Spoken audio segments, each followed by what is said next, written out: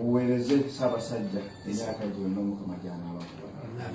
Twagala okwagaliza olunaku olungi tujja kutwalako wanotu oyagala okwebaza Omukama olwekyo twagaliza birungi byere. Father neyanza nyo yafala ngena kusaba opere dalo omukisa ogutandika kati paka amen.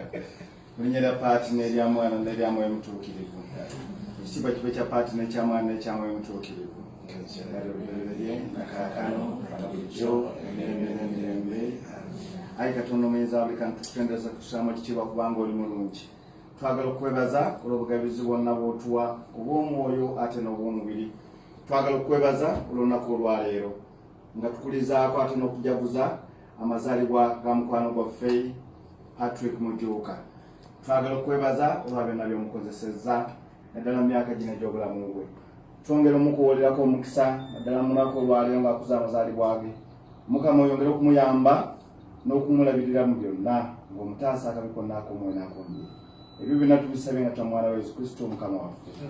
Mukama abeere nammwe n'omukisa gwa Katonda omuyinza wa buli kantu paati ne mwana ne mwoyo mutuukirivu kubakeko kubakuuma ate kubawerekerenga ennaku zonna. Sigale mu ddembe lya Kristo.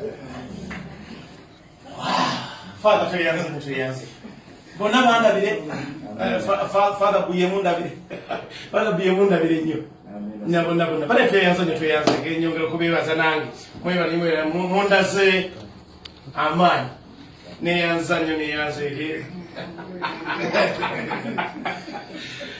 okay Father tweyanza nnyo tweyanze